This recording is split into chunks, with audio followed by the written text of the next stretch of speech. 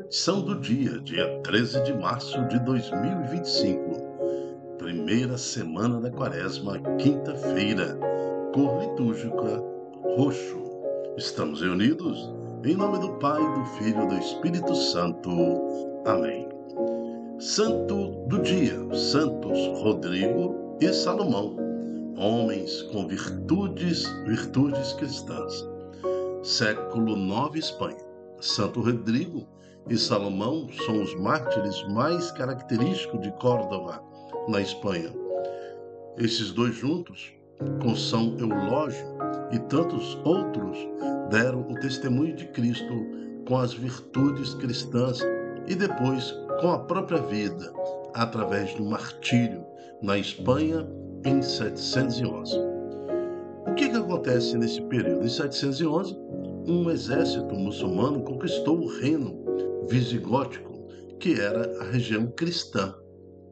Colocaram a maior parte da Península Ibérica sob o jugo da lei islã, numa campanha que durou 8 anos.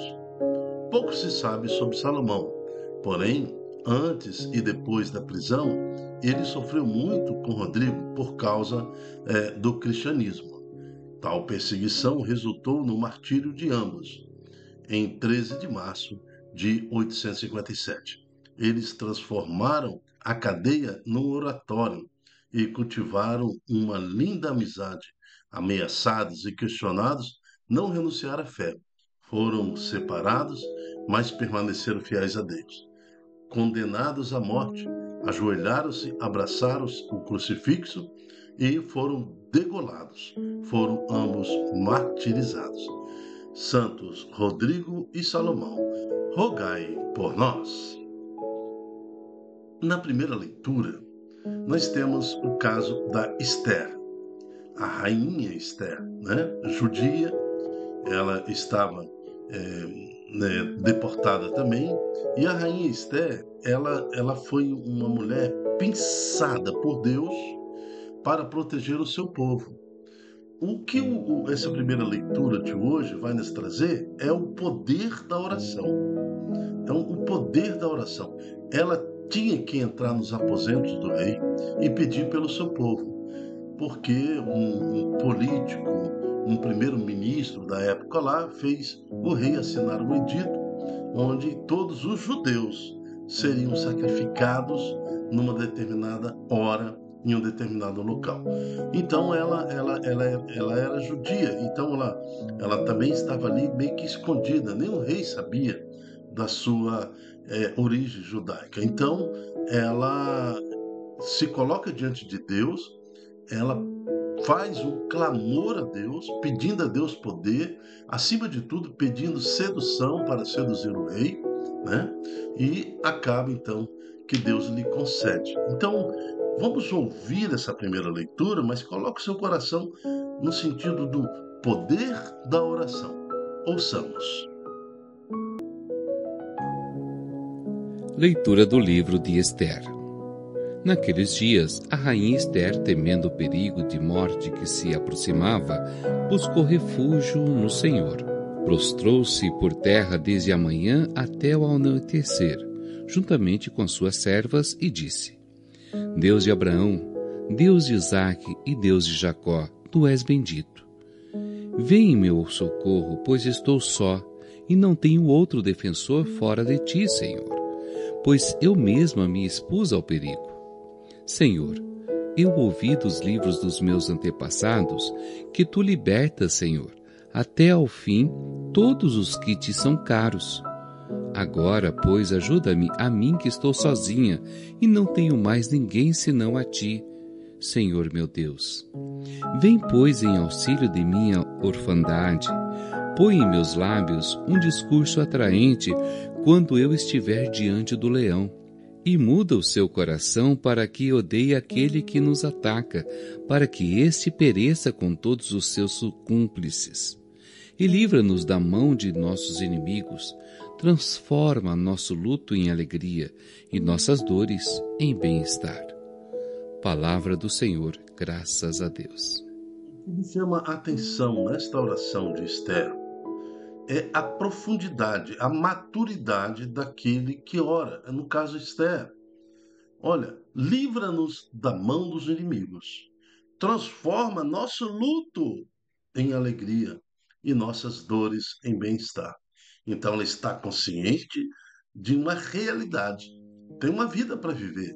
Ela, no caso, ela sabe que Deus pode livrar daquela situação, mas ela continuaria ainda com o seu povo deportado, continuaria ainda sofrendo perseguições, mesmo que Deus livrasse o seu povo daquela condição, daquela situação, né, que aquele primeiro-ministro colocou, que ela chama aqui de um inimigo estranho, embora o edito fosse suspenso, o povo continuaria sendo perseguido. Por isso que ela fala, transforme nosso luto em alegria e nossas dores em bem-estar, né? Então nós temos que entender isso. Deus opera na nossa vida, Deus nos liberta dos nossos sofrimentos, Deus faz a obra, né, de milagre nas nossas vidas, mas nós temos uma vida para viver. Aquela situação foi resolvida, mas virão outras perseguições. No livro de Jó, se eu não me engano, no capítulo 7, fala assim: todo dia do homem sobre a terra é um dia de sofrimento. Então é pura ilusão nossa achar que não teremos sofrimento neste mundo.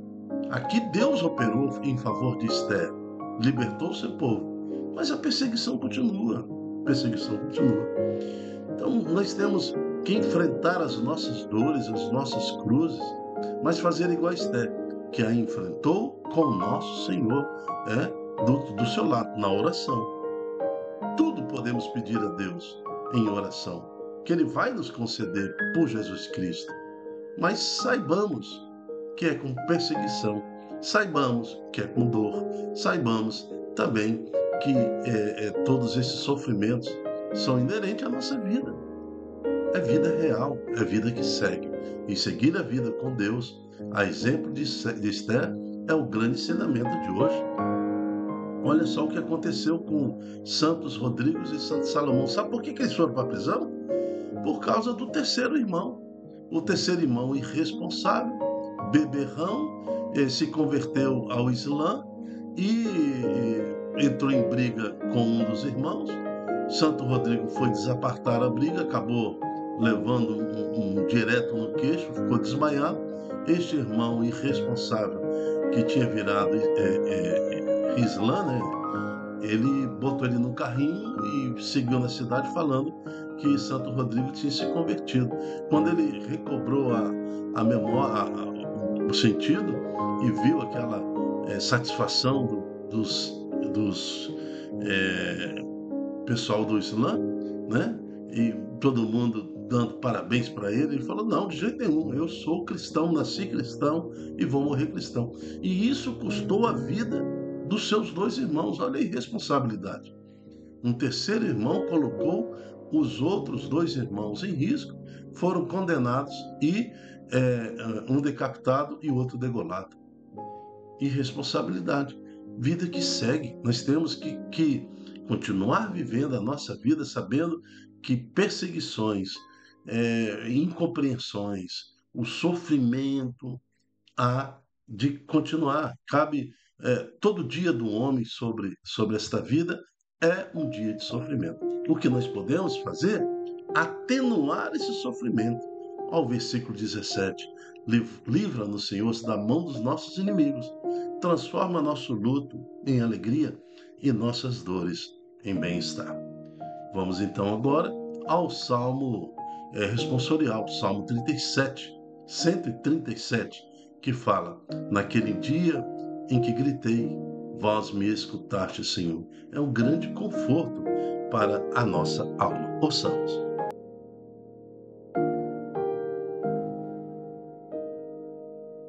Dia em que gritei, vós me escutastes, ó Senhor. Ó Senhor, de coração eu vos dou graças, porque ouvistes as palavras dos meus lábios. Perante os vossos anjos vou cantar-vos, e ante o vosso templo vou prostrar-me. Naquele dia em que gritei, vós me escutastes, ó Senhor. Eu agradeço o vosso amor, vossa verdade, porque fizestes muito mais que prometestes. Naquele dia em que gritei, vós me escutastes, e aumentastes o vigor da minha alma. Naquele dia em que gritei, vós me escutastes, ó Senhor. Estendeis o vosso braço em meu auxílio, e havereis de me salvar com vossa destra. Completai em mim a obra começada. Ó Senhor, vossa bondade é para sempre. Eu vos peço, não deixeis inacabada esta obra que fizeram vossas mãos. Naquele dia em que gritei, vós me escutastes, ó Senhor. Esse último versículo em que fala assim, né? Eu vos peço, Senhor, não deixeis inacabada esta obra que fizeram vossas mãos. Aqui o salmista está falando justamente do sofrimento. É necessário que cada um de nós assuma a sua cruz, o seu sofrimento. É nessa dimensão de sofrimento, perseguição por causa do nome de Jesus que a obra se completa em nós. Se a nossa vida está tranquila, não tem aparentemente provação nenhuma, algo está errado. Eclesiástico, capítulo 2, se eu não me engano, se entra para a obra do Senhor, se você está servindo a Deus neste mundo, prepare-se para as provações. Prepara, porque haverá um grande combate espiritual. Não é contra homens de carne que nós lutamos, e sim uma batalha espiritual neste mundo. Então, quando você entra para a obra do Senhor, quando você se coloca a serviço de Deus, não há conforto nesse mundo não, porque primeiro, a sua visão espiritual do mundo se amplia, você começa a compreender como se maquina o mal sobre este mundo. Então, é natural que você sofra. Olha o caso de Esther, como que ela sofreu. Olha o caso dos nossos santos de hoje, Santo Rodrigo e Santo Salomão, como que eles sofreram, justamente porque estavam na obra do Senhor. Então, um sinal de que as coisas ao seu redor, se você está ou não andando no caminho certo, é quando está tudo uma mar de rosas. Estranho, né? Estranho, porque está havendo uma batalha neste mundo, está havendo uma batalha nesta geração, está havendo uma batalha muito forte espiritual, e não é justo um cristão caminhar ao sabor das ondas como criança, ficar tomando leitinho ou se saboreando em poças d'água. Aquele que mergulha no oceano do Espírito, aquele que mergulha no conhecimento do Evangelho e no compromisso de anunciar e resgatar almas neste mundo, lógico que tem a sua vida, tem sua vida movimentada, tem sua vida totalmente sacudida no Espírito Santo. Então, saber que ao entrar para a obra do Senhor, você também entra em sofrimento. Isso é natural, isso é vida que segue. Vamos ao Evangelho de hoje. O Evangelho de hoje é em Mateus capítulo 7, de 7 a 12. É aquele momento onde o próprio Cristo nos fala: tudo que nós pedimos a Deus será dado, mas nós temos que bater a porta do Senhor Jesus. Agora, será nos dado como? Do jeito que Deus preparou para nós. Não é do nosso jeito. Então, a explicação desse Evangelho é interessante, porque ele fala, alguns vão pedir pão e eu vou dar cobra. Não posso fazer assim. Quando me pede um peixe, eu vou te dar algo diferente, um escorpião. Então, não é assim. Às vezes, nós achamos que aquele pedido é bom para nós, mas na visão de Deus, na sua profunda sabedoria, Ele sabe exatamente o que é bom para nós. Vamos escutar esse Evangelho, prestando atenção nessa palavra de sabedoria. Proclamação do Evangelho de Jesus Cristo segundo Mateus. Naquele tempo disse Jesus aos seus discípulos: Pedi e vos será dado, procurai e achareis, batei e a porta vos será aberta. Pois todo aquele que pede recebe, quem procura encontra, e a quem bate a porta será aberta. Quem de vós dá ao filho uma pedra quando ele pede um pão, ou lhe dá uma cobra quando ele pede um peixe? Ora, se vós, que sois maus, sabeis dar coisas boas a vossos filhos, quanto mais vosso Pai que está nos céus dará coisas boas aos que lhe pedirem. Tudo quanto quereis que os outros vos façam, fazei também a eles. Nisto consiste a lei e os profetas. Palavra da salvação, glória a vós, Senhor. Na própria tentação de Jesus no deserto, quando Jesus teve fome, Satanás falou ao seu ouvido: está com fome? Manda essas pedras se transformarem em pão. Lembra disso? Desse evangelho? Quem de vós dará ao filho uma pedra quando ele pede um pão? Às vezes, no nosso sofrimento, nós queremos isso de longe. Imagine você andando no deserto, de repente você tem uma visão próxima à loucura de que aquela pedra é um pão. Agora, pode dar uma pedra em relação ao pão? Uma cobra está enrolada, você acha também que aquilo é um peixe, né? Eu vou te permitir que você pegue aquela cobra, porque você pediu. A criança pode pedir para você uma faca, né? De repente ela quer pegar a faca e brincar com a faca. Você vai dar àquela criança a faca para ela brincar, para ela se machucar?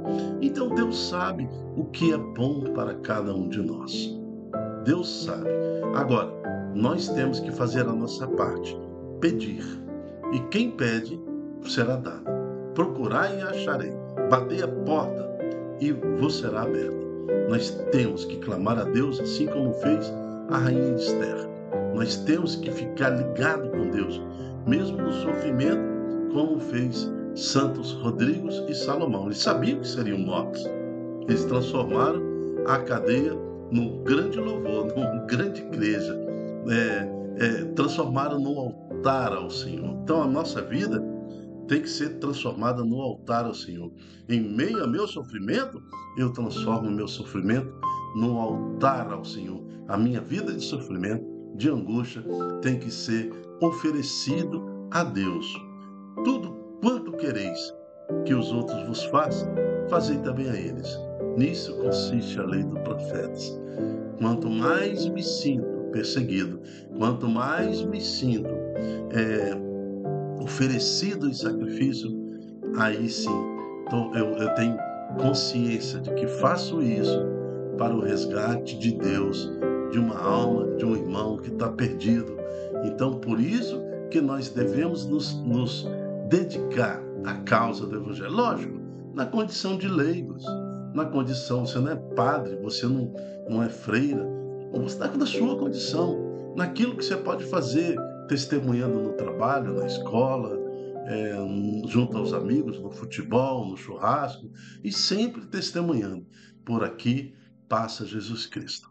Que Deus te abençoe neste dia e que seu coração possa ferver na alegria, assim como Esther, né, sabia que Deus estava com ela, assim como os santos Rodrigo e Salomão sabiam que Deus estava com eles. Que você também, nessa consciência de Deus, possa viver santamente esta quinta-feira no Senhor. Eu me chamo Dilton Góes. O nosso projeto chama-se É de Mim Se Não Evangelizar. E a reflexão do dia é um programa com a finalidade de estudo bíblico. Veja que nós não temos nenhuma preocupação em obedecer a regra litúrgica da palavra, né? E sempre estou interrompendo a leitura, fazendo aqui uma análise de um versículo, de outro, para que a gente possa fazer um estudo bíblico das palavras que compõem a liturgia do dia. Entendemos assim que a igreja quer passar para nós, o que Cristo quer passar para nós naquele determinado dia. E hoje o Senhor passou claramente para nós que devemos pedir a Deus. Deus está pronto para agir na nossa vida, mas vai agir na vida do jeito dele, do que é melhor para nós. E entendemos também que a liturgia de hoje nos pede um compromisso, mesmo que isso nos cause a perda da nossa paz, assim como Esther e assim como o santo de hoje também perderam a sua paz, mas pela causa do Evangelho, né? É esse o grande sentido da liturgia. Até amanhã, se Deus quiser. Tchau, tchau.